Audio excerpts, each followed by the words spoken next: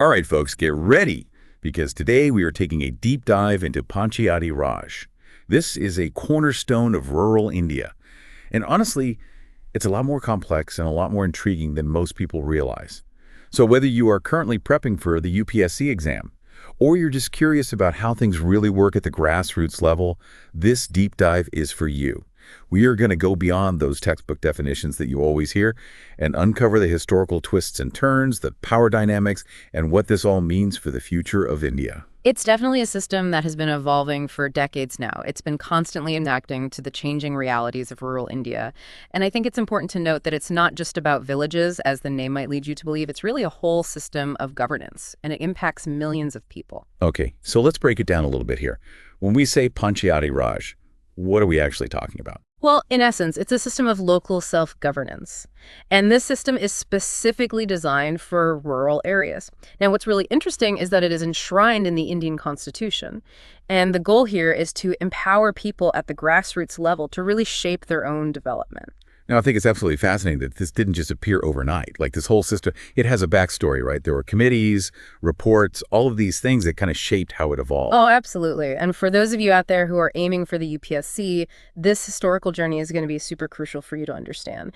And it all started, if we go back to 1957, with the Balwant Rai Mehta Committee. Now, what's really interesting about this is that they weren't even tasked with creating this whole system. Wait, really? Yes. They were actually in the process of analyzing the effectiveness of existing rural development programs at the time. But what they ended up concluding was that true progress, true development, actually needed a much more decentralized approach. And this is where they recommended a three-tier system, with village panchayats forming the base. Then you had panchayat samitis at the block level, and finally, zila parishads at the district level. And so it was this recommendation that really became the foundation for the Panchayati Raj system as we know it today. So this committee basically had this like light bulb moment, and it completely changed the entire course of rural governance. Yeah. And UPSC aspirants take note, because this is the landmark event in the history of Panchayati Raj. Now, I know that there were a few other committees as well, but could we maybe focus on the ones that had the most significant impact? Absolutely. One that really stands out is the Ashok Mehta Committee. They came about in 1977. And they actually proposed a pretty radical shift at the time to a two-tier system. Their argument was that by focusing on district-level planning, things would be much more efficient. Now, while this particular recommendation wasn't implemented across the entire country, it did end up influencing some states. And this actually showcases the flexibility of Panchayati Raj. This whole point right here that there isn't one single rigid model that has to be followed, that states actually have some freedom to adapt the system to their own needs. That's something that UPSC examiners love to test on. So it's like this puzzle where you can arrange the pieces in different ways depending on what the context is. Exactly. And then came along the L.M. Singhvi Committee in 1986. And they pushed for something really groundbreaking, constitutional protection for panchayats. And this really set the stage for a massive turning point, which was the 73rd Amendment. Ah, the 73rd Amendment. This is where it all kind of comes together, right? 1992, that was a big year.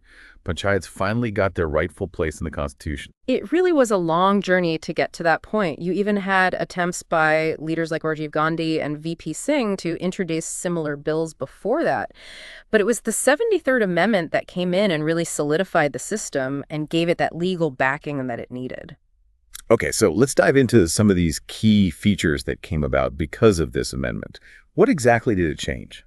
Well, one of the biggest things that it did was establish the Gram Sabha as the foundation of the entire system.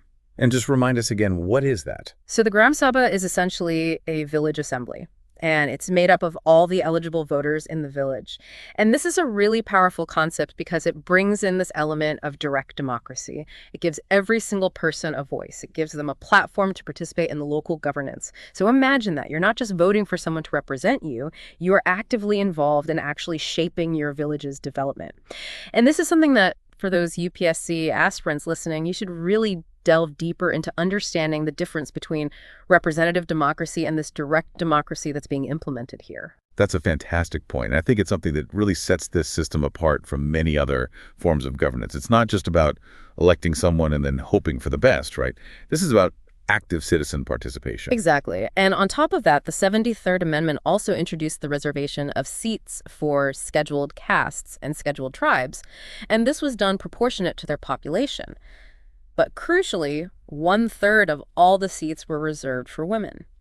Now that is a game changer. We're talking about social inclusion on a scale that honestly is rarely seen anywhere else. Absolutely. It's about making sure that marginalized groups and women, who oftentimes are excluded from these decision-making processes, actually have a seat at the table. And how can I forget about the 11th schedule?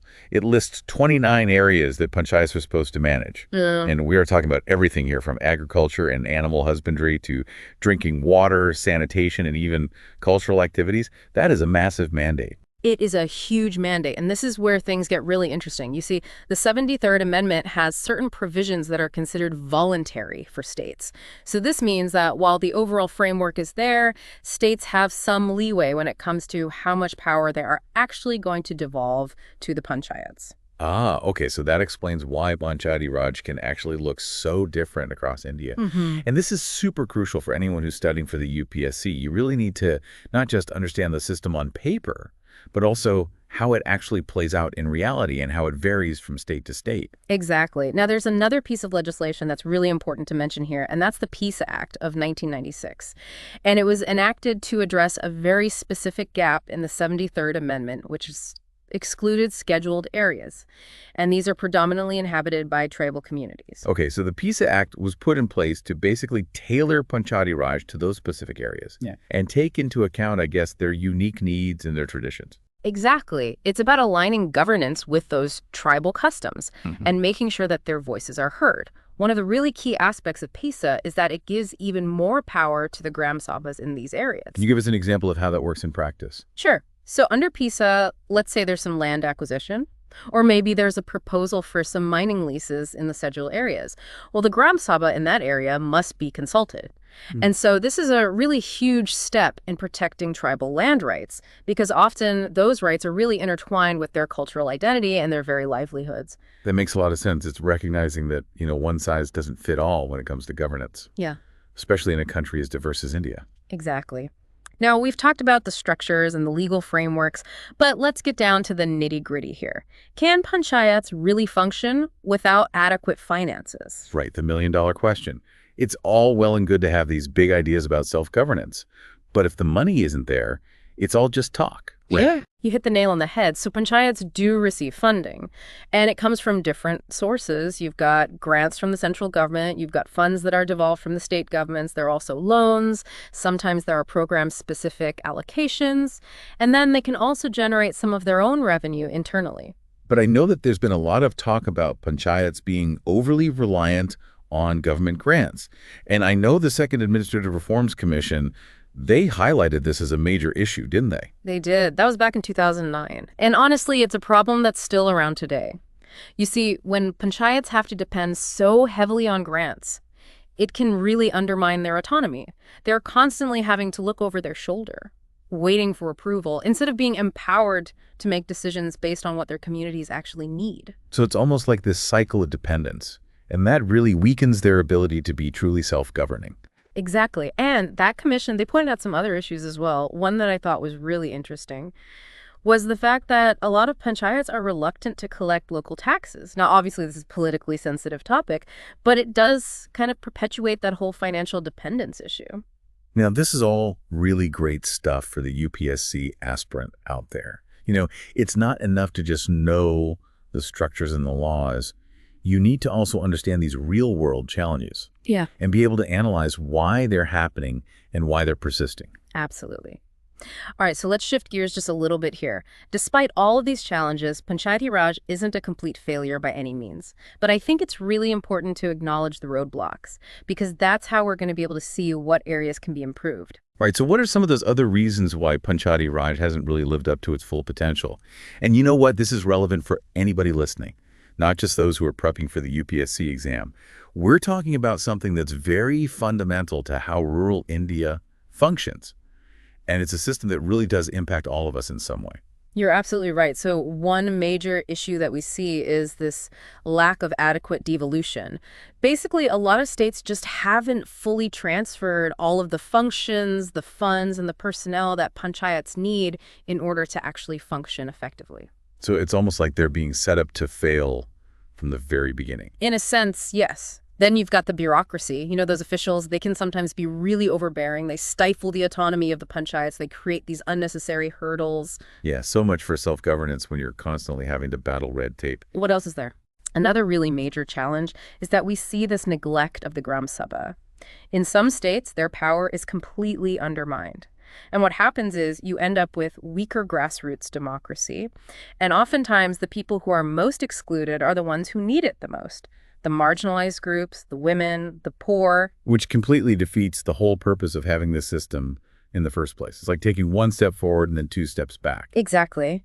And then on top of that, you have this issue of parallel bodies. Sometimes the government goes and creates all these new entities, and their functions overlap with what the panchayats are supposed to be doing.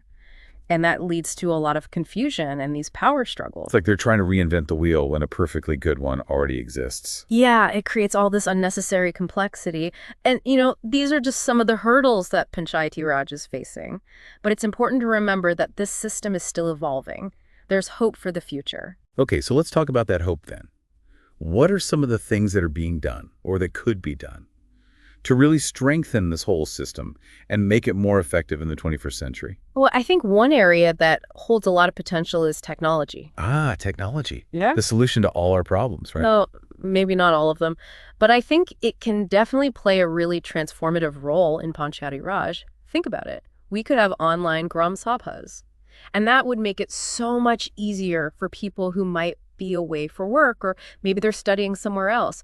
They could still participate. That would remove so many of the barriers that prevent people from being involved. Yeah. What else could we do with technology? Well, we can also use technology to improve financial transparency. Imagine a system where everyone has easy access to budgets and expenditures. That would make it a lot harder for corruption to thrive, and it would really increase accountability. That's a great point. Transparency is key to building trust and making sure that those funds are actually being used for what they're supposed to be used for. Absolutely. And let's not forget about data-driven decision-making. Panchayats could actually leverage data to identify those areas that really need the most attention, whether it's healthcare, education, or maybe it's infrastructure development. So instead of just relying on guesswork or intuition, they can make really informed decisions based on real-time information. Yeah, exactly. But, technology is just one piece of the puzzle. We also need to invest in capacity building. Okay, capacity building, what exactly do you mean by that? It's about empowering those people who are actually running these panchayats. We need to provide training programs. And these programs should really equip those elected representatives with the skills and the knowledge that they need so they can effectively manage their panchayats. So it's not just about electing people, it's about giving them the tools to succeed. Exactly. And I also think that mentorship programs could be incredibly valuable. What if we paired up some of those experienced panchayat leaders with some of the newer ones so they could provide guidance and support? That's a great idea. Yeah. It's like having that built-in support system. Right. And let's not forget about the role that civil society organizations can play. They can facilitate training. They can raise awareness about how the panchayats function. And they can empower marginalized communities to really engage in the decision-making process. It's all about collaboration, right? You've got the panchayats, the government agencies, the NGOs, even some of those private sector actors, everyone working together to create a more vibrant and more equitable rural India.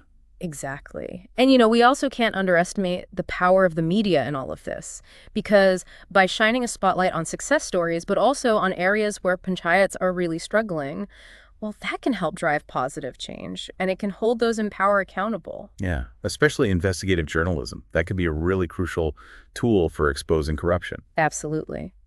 Another really crucial area is looking at that legal framework. We need to make sure that the laws that are governing these panchayats are clear, they're consistent, and that they're being implemented effectively. Right. No more of this picking and choosing what they want to follow.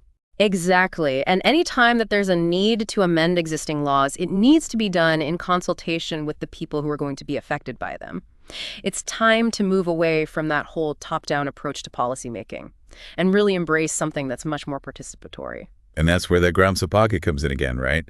It's that platform for having that dialogue. Exactly. Because you see, Panchayati Raj is so much more than just a system of governance. It's really a way of life. It's a reflection of India's deeply rooted democratic traditions. As we're talking about all this, it's really making me realize that Panchayati Raj isn't just relevant for rural India. I think it has lessons for the entire world. Wow, that's a really profound observation. You see, as we're facing all of these global challenges, like climate change, poverty, inequality, we really need to start looking to models of governance. And these models should be rooted in local knowledge, participation, and sustainability. And who knows, maybe someday we'll see elements of this system being adopted in other countries. I think that would be wonderful. It really speaks to the enduring power of this system and its potential to help create a more just and more equitable world. Okay, so we've covered a lot of ground in this deep dive today. We went from the historical origins of Panchayati Raj to its current challenges and its future possibilities. We also highlighted some key takeaways, especially for those of you who are aiming for that UPSC exam, because you need to have a really nuanced understanding of this very complex system. But before we go, I think it would be really helpful to actually see all of this in action. Oh, absolutely. You know, theory is important, but I think having these real-world examples really brings everything to life. Right. So from all of your research, are there any instances where you've seen Panchayati Raj really working the way it's intended to work? Like those real success stories that our listeners can learn from, especially those UPSC aspirants? Yeah, there are definitely some really inspiring examples out there. One that comes to mind is Kerala. You know, they've been real pioneers in a lot of ways, especially with their People's Plan campaign that they launched back in 1996. Right, Carol, always pushing the boundaries. But for our listeners who might not be familiar, can you just give us a quick breakdown of what that campaign was all about? Sure. So basically, it was all about getting people directly involved in the planning and budgeting process. And this was happening at the panchayat level. So it wasn't just about those top-down directives anymore. It was about making sure that those development projects were actually aligned with local needs and priorities. So really shifting those power dynamics. Right. And giving these communities a genuine say in shaping their own futures. Exactly. And the results really speak for themselves. This People's Plan campaign has been credited with some really significant progress, especially in areas like poverty reduction. You've also got social development and women's empowerment. It's even gotten international recognition. The UN actually praised Kerala's model. They said it was super effective in promoting sustainable development. Wow. So Kerala really shows us what's possible. Right. When you take this idea of Panchayati Raj seriously and you genuinely empower those local communities. But I'm curious, are there also examples of where things maybe haven't worked out so well? Yeah. Because I imagine it can't be all sunshine and roses everywhere. Unfortunately, you're right. I mean, the 73rd Amendment, it really did lay a strong foundation. But the reality is that a lot of states are still struggling to implement the true spirit of it. One issue that we see popping up is this dominance of elite groups within the panchayats. So even though this whole system was designed to promote grassroots democracy, it's often those who already have the power and influence that end up calling the shots. Yeah, and it's really unfortunate because it ends up excluding those marginalized communities. And it just perpetuates those existing power structures. And on top of that, we also see cases where Gram Sabhas are being sidelined or they're being manipulated. And that undermines the entire foundation of the system. Which is so disheartening to hear. Yeah. You know? But it really highlights why this continuous vigilance and that active citizenship are absolutely crucial. We can't just assume that because these laws have been passed, that positive change is going to automatically follow. I completely agree. It requires constant effort, both from the government and from the people. It's a collective responsibility. And we all need to do our part to make sure that Panchayati Raj is truly living up to its full potential. So as we start to wrap up this deep dive here, I want to turn it over to our listeners.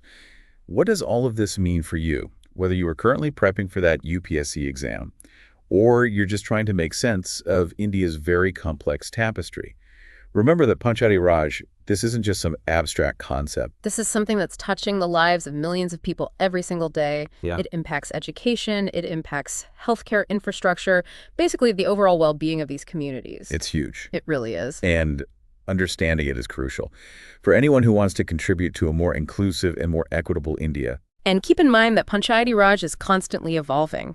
Its future really depends on the choices that we make today, as citizens, as policymakers, as engaged members of society. Absolutely. We've given you a good foundation here, but don't stop here.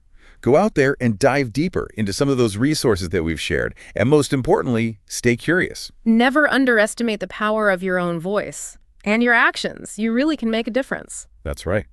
Well, that is it for our deep dive into Panchayati Raj. I hope you found this insightful and informative. And, hey, maybe even a little inspiring. Until next time, keep learning, keep questioning, and keep striving for a better world.